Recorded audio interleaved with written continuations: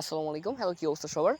আজকে হচ্ছে আমরা সার্কিট 2 বইয়ের ৮ম অধ্যায় নিয়ে আলোচনা করব। লাস্ট অধ্যায়ে আমরা দেখেছিলাম ৭ম অধ্যায় পলিফেজের ওয়েভ ডায়াগ্রাম, ভেক্টর ডায়াগ্রাম কীরকম হয়, একটা ওয়েভ থেকে কীভাবে আঁকতে হয়।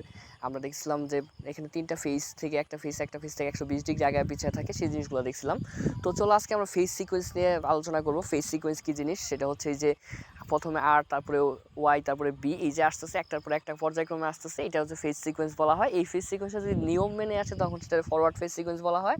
আর যদি এলোমেলো করে আসে, অর্থাৎ আর এর পরে যদি বি না, মানে এর পরে যদি বি না আসে, সি চলে আসে, সি এর পরে যদি বি আসে, এরকম এলোমেলো যদি হয় তখন তাহলে সেটা রিভার্স ফেজ সিকোয়েন্স হয়। রিভার্স ফেজ সিকোয়েন্স হলে কী ঝামেলা হয়, সেটা কীভাবে সংশোধন করা যায় বা কীভাবে ডিটেক্ট করা যায়, এই নিয়ে হচ্ছে আজকের অধ্যায়ের আলোচনা। তো চলো আমরা শুরু করে ফেলি। খুবই সহজ একটা অধ্যায়, একদম থিওরিটিক্যাল, জটিল কোনো জিনিসপত্র নেই।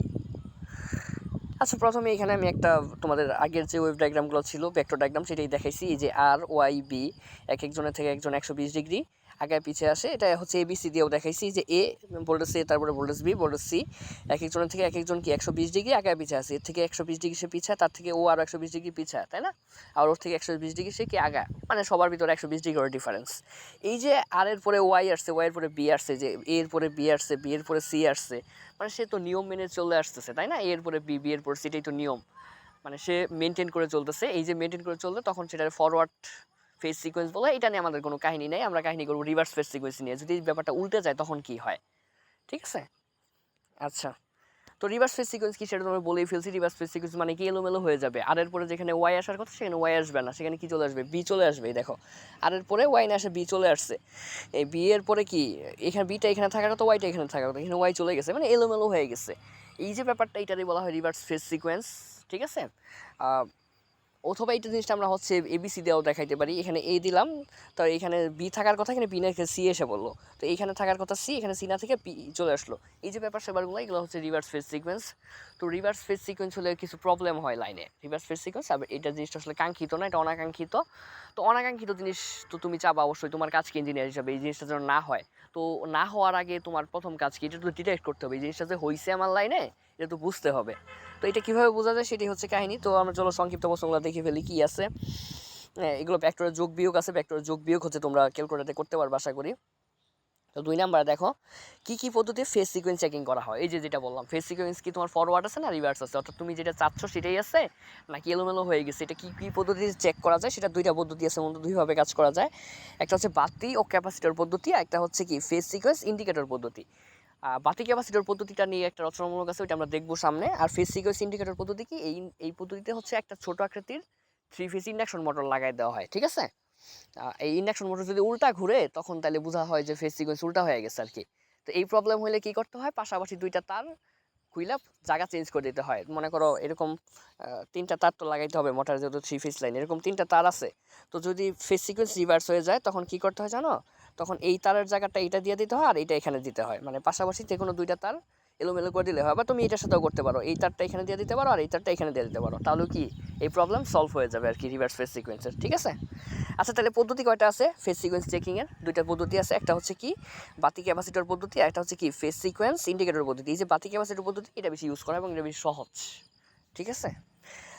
আচ্ছা, তারপরে হচ্ছে কি দেখো ফেজ সিকোয়েন্স বা ফেজ ক্রম বা ফেজ সিকোয়েন্স কাকে বলে। এই যে আগেই তো বললাম, একটার পর যে একটা আসতেছে এটাই হচ্ছে ফেজ সিকোয়েন্স। তো এখানে দেখো দেওয়া আছে বহু ফেজ পদ্ধতিতে ফেজ ভোল্টেজ সমূহ ক্রমানুসারে তাদের পজিটিভ সর্বোচ্চ মান অন্যান্য কোয়ান্টিটি অতিক্রম করে তাকে এই পদ্ধতিকে ফেজ ক্রম বা ফেজ সিকোয়েন্স বলে। ওই যে একটার পর যে একটা আসতেছে, এইটাই আসে এখানে কঠিন করে বলছে আর কি। এই যে একটার পর যে একটা আসতেছে, প্রথমে মনে করো আর এর সর্বোচ্চ ভোল্টেজ হবে, পরে ওয়াই এর সর্বোচ্চ ভোল্টেজ হবে, পরে বি এর সর্বোচ্চ ভোল্টেজ হবে। এই যে একটার পর একটা আসতেছে, এইটাই হচ্ছে কি আমার ফেজ সিকোয়েন্স, ঠিক আছে? ফেজ সিকোয়েন্স কয় ধরনের হয় আগেই তো বললাম, ফরওয়ার্ড আর রিভার্স, তাই না?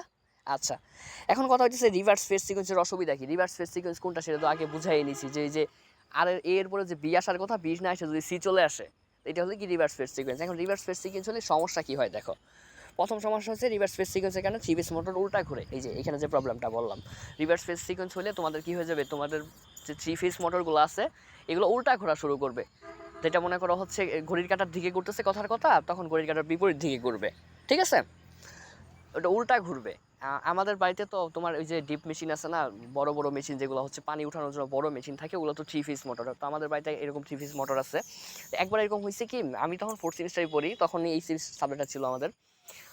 হঠাৎ করে সকালবেলা ঘুমে থেকে উঠে দেখি মোটর উল্টা ঘোরা শুরু হয়েছে, সুইচ দিছে উল্টা ঘোরা শুরু হয়েছে, সবাই এটা নিয়ে খুব টেনসড, উল্টা ঘোরা কেন, কী হয়েছে কাহিনী।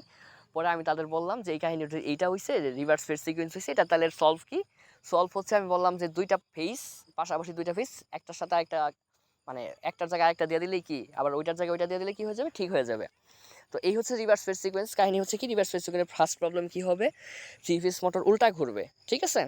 আচ্ছা, তারপরে ফেজ, এই যে এরকম যদি রিভার্স ফেজ সিকোয়েন্স যদি হয়ে যায়, তখন হয় কি, তোমার লাইনের এই যে তিনটা লাইনের যে কারেন্ট ছিল, ওয়েভ ডায়াগ্রাম যে আমরা দেখছিলাম আগের ক্লাসে, তিনটা ভোল্টেজের কিন্তু মান সমানই ছিল, 120 ডিগ্রি আগে পড়েছিল, ঠিক আছে, কিন্তু সবার ভিতরে কিন্তু সমান পরিমাণ ভোল্টেজ, সমান পরিমাণ কারেন্টই ছিল। কিন্তু রিভার্স ফেজ সিকোয়েন্স হলে কি, তখন কারেন্ট ভোল্টেজ অসম হয়ে যায়, সমান থাকে না। মানে মনে করো আর ফেজে যদি 220 ভোল্ট থাকে, ওয়াই ফেজে দেখা যাবে যে 420 ভোল্ট হয়ে গেছে, এত পারবে না, ধরো কথার কথা 320 ভোল্ট হয়ে গেছে। আবার ব্লু ফেজে দেখবা যে ভোল্টেজ তখন 270 হয়ে গেছে, মানে মিল থাকবে না, এলোমেলো হয়ে যায়।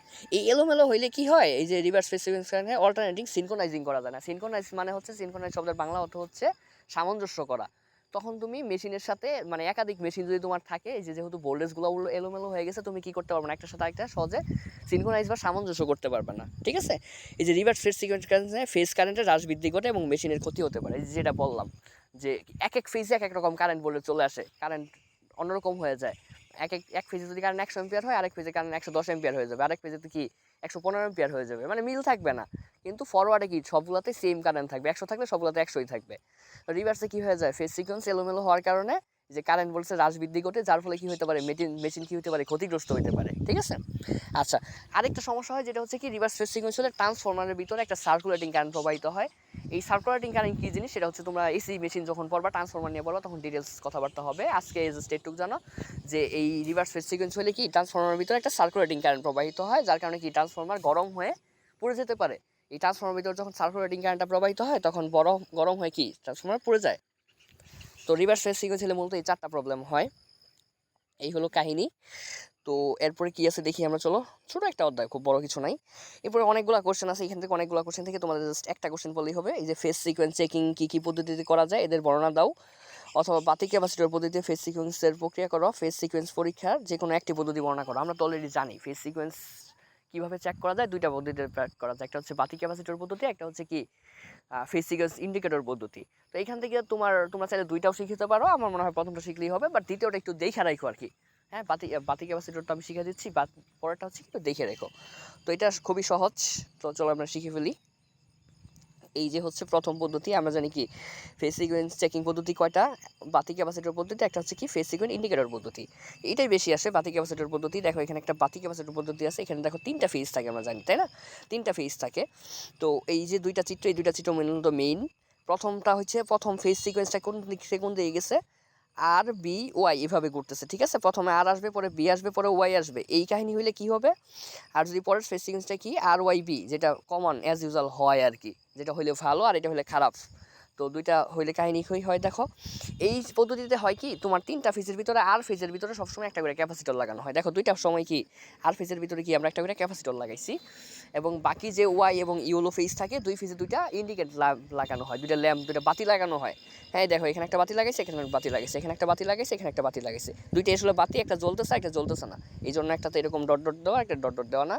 তাহলে কাহিনী হচ্ছে কি, চিত্র আঁকার নিয়ম হচ্ছে কি, আর ফেজে আমরা কি করব, একটা ক্যাপাসিটর লাগাই দিব দুই পাশে, কি দুই চিত্রের ক্ষেত্রেই সেম, আর ফেজে একটা ক্যাপাসিটর লাগাই দিব, এবং বাকি যে ইয়েলো এবং ব্লু ফেজ দুইটা বাকি রইলো, ওই দুইটা ফেজ আমরা কি করব, দুইটা ইন্ডিকেটর বাতি লাগাই দিব, ঠিক আছে। এখন কাহিনী কি হবে, এখন প্রথম ক্ষেত্রে মনে করো আর বি ওয়াই অর্থাৎ রিভার্স ফেজ সিকোয়েন্স যদি হয়, তাহলে কি হবে, আর বি ওয়াই যদি হয়, সেই সময় এই যে তোমার L1 ল্যাম্পটা যে আছে না, L1 ল্যাম্পটা জ্বলবে, L2 ল্যাম্পটা জ্বলবে না। কেন জ্বলবে না, তখন এই যে এইখানে ভোল্টেজটা বেশি থাকে, যে L1 এর আড়াইতে যে ভোল্টেজটা আছে, এই ভোল্টেজের মান বাইরে যায়, আর এটার ভোল্টেজ কম থাকে। তো ভোল্টেজ যেটার বেশি সেটাই তো জ্বলবে বাতি, আর ভোল্টেজ কম থাকলে তো আর বাতি জ্বলবে না, তাই না। তো এইখানে কাহিনী হয় কি, এই যে এটাই হচ্ছে তোমার যদি L1 বাতি জ্বলে, তার মানে তুমি বুঝতে পারবা তখন যে ফেজ সিকোয়েন্সটা কি আছে, আর বি ওয়াই মানে রিভার্স ফেজ সিকোয়েন্স আছে, যেটা আমরা চাই না।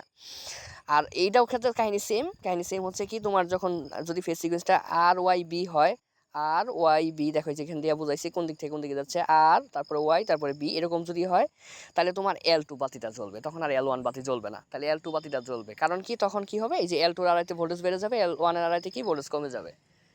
এইটা দেখেই তোমার বুঝতে হবে যে তোমার কোন ফেজ সিকোয়েন্স চলতেছে। তোমার যদি 2 নাম্বার বাতিটা জ্বলে তাহলে তোমার বুঝতে হবে 2 নাম্বার বাতি জ্বলতেছে মানে হচ্ছে কি আমার ফেজ সিকোয়েন্স ঠিক আছে, অর্থাৎ কি আর ওয়াই বি এভাবে চলতেছে। আর যদি 1 নাম্বার বাতিটা জ্বলে যায়, L1 নাম্বার বাতিটা জ্বলে যায়, তার মানে বুঝতে হবে তোমার কি ফেজ সিকোয়েন্স কি আছে, আর বি ওয়াই। ঠিক আছে? তো এই কাহিনীটুকু এখানে বর্ণনা দেওয়া আছে, আমি যা বললাম তোমার পরে দেখো এইটুকুই কাহিনী।